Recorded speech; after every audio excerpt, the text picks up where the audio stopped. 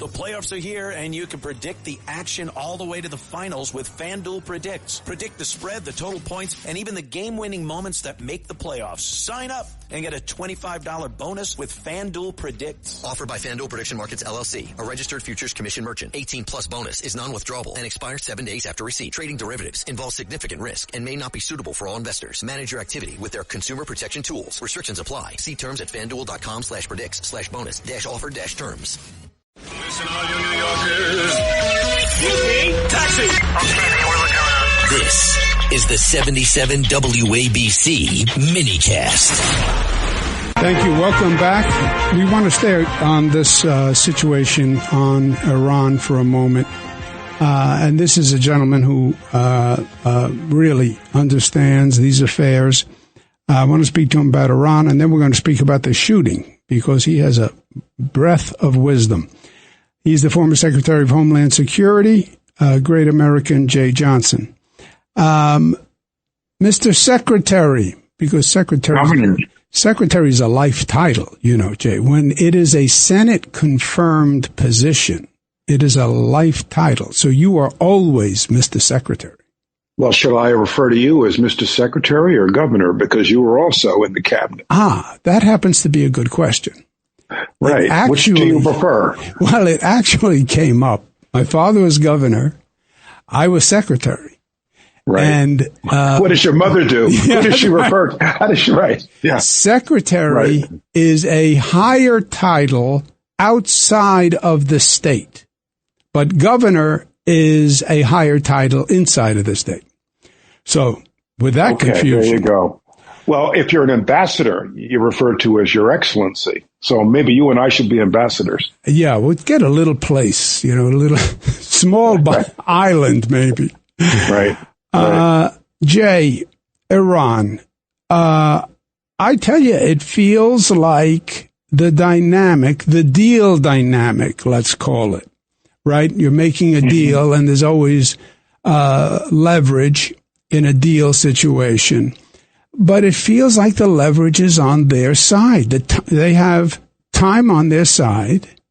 The Strait of Hormuz, how they did not see this coming, I still have no idea. And I believe when they write the history books, they're going to say one of the military misses of modern history that with drones, you don't need submarines. With drones, you can control the Strait of Hormuz. The insurance companies will back off. Other countries will back off. And if you control the Strait of Hormuz, you control the game. And I feel that's where they are. Well, first of all, I want to endorse and concur with your last two segments. Not only the discussion with Colonel Jacobs, which I thought was good objective analysis, but also the discussion about Penn Station.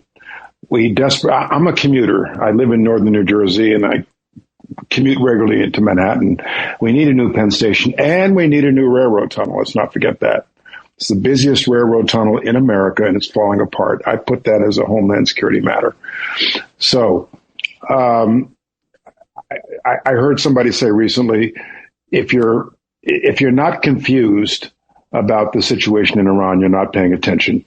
I think we all deserve to be very confused about why our president got us into this in the first place. I was skeptical when he announced this on February 28th. I've decapitated the leadership. Now over to you, Iranian people, to take your country back. Well, wait a minute. It's 93 million people. They don't all think alike. And they're going to regard us as the great Satan for having killed the supreme leadership. And so they're not going to simply do what we command them to do.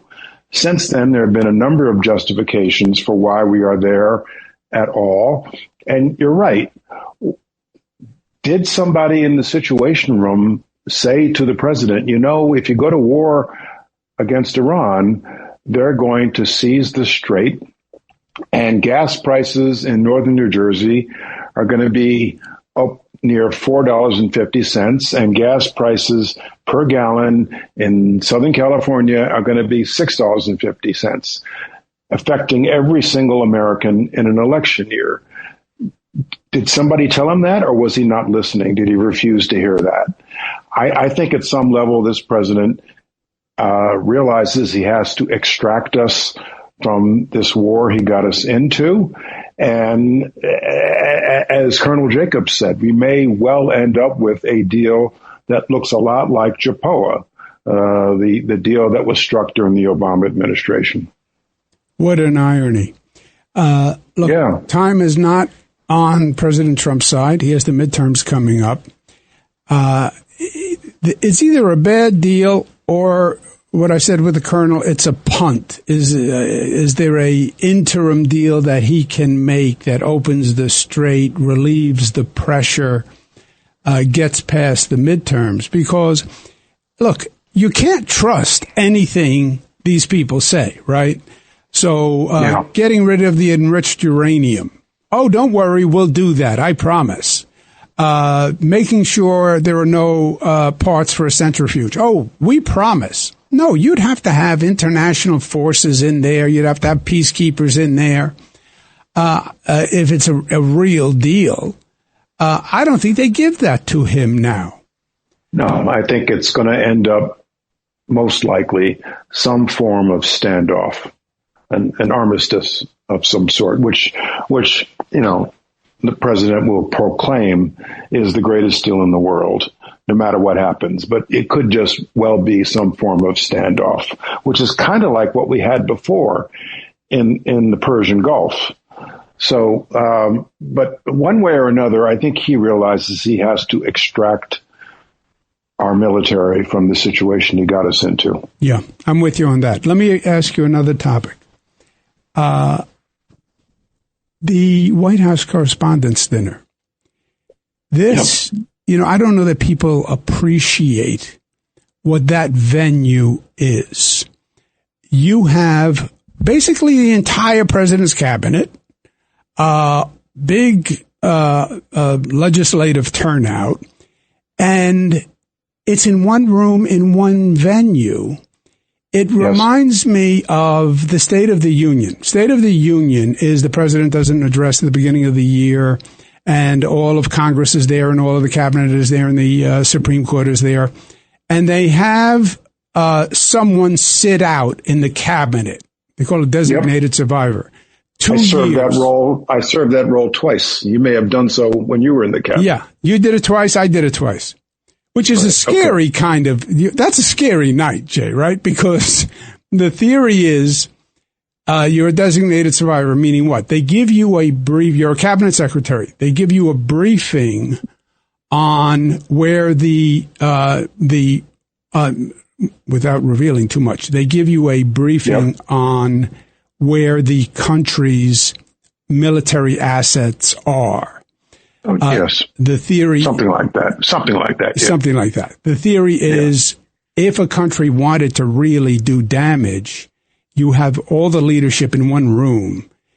Something happens in that venue, you'd be at war immediately, and somebody has to be outside of that room. So there is some leadership preserved, and that's the designated survivor, and they take one cabinet secretary.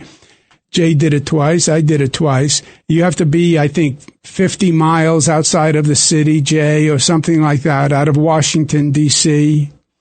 But you can't be proximate to the venue when you're that designated survivor.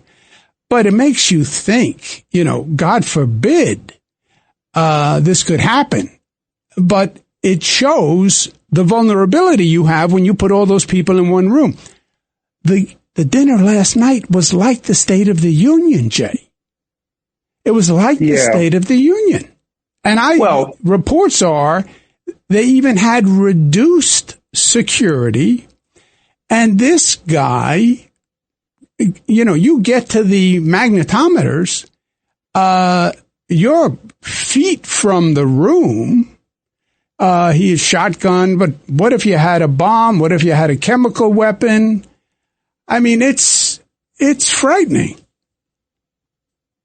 So I have a couple thoughts. One, I doubt very much that 93-year-old Chuck Grassley, President pro tem of the Senate, who I think is third in line for the presidency, was there last night. Anytime, when I was in office, anytime the president and the vice president were together in the same space outside the White House, I got nervous. I think that the Washington Correspondents' Dinner is a fine institution. It's a fine event, brings all of Washington together, plus the press, a lot of cabinet secretaries. I think it's fine to continue that as long as somebody in the presidential line of succession is not present, more than one person, perhaps even.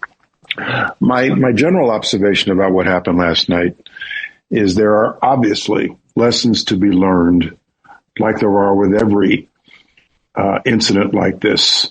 How is it that this individual was allowed to check into the very hotel where the event occurred just days before, apparently, without some sort of background check? How is it that this individual was allowed to bring weapons into the hotel days before the event without any sort of screening?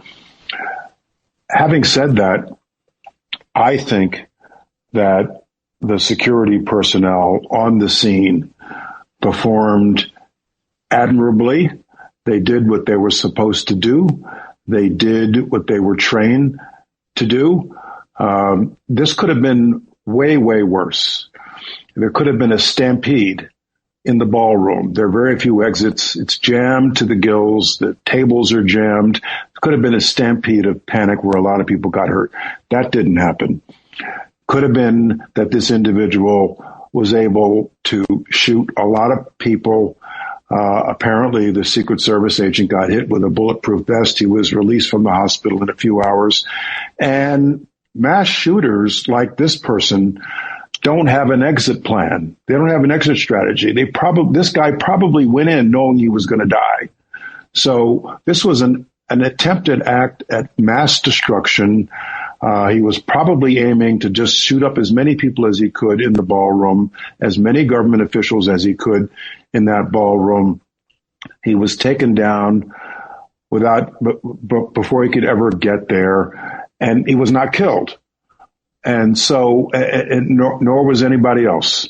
So the security personnel, Secret Service, and the other security agencies on the scene did their job. And I think we should not lose sight of that in the face of an individual who was determined to commit acts of mass destruction and probably lose his own life in the process.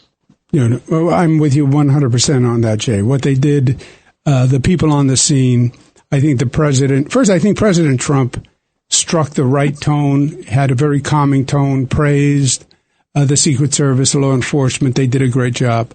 Right. But it does raise, in a world that has gotten now so complex, right?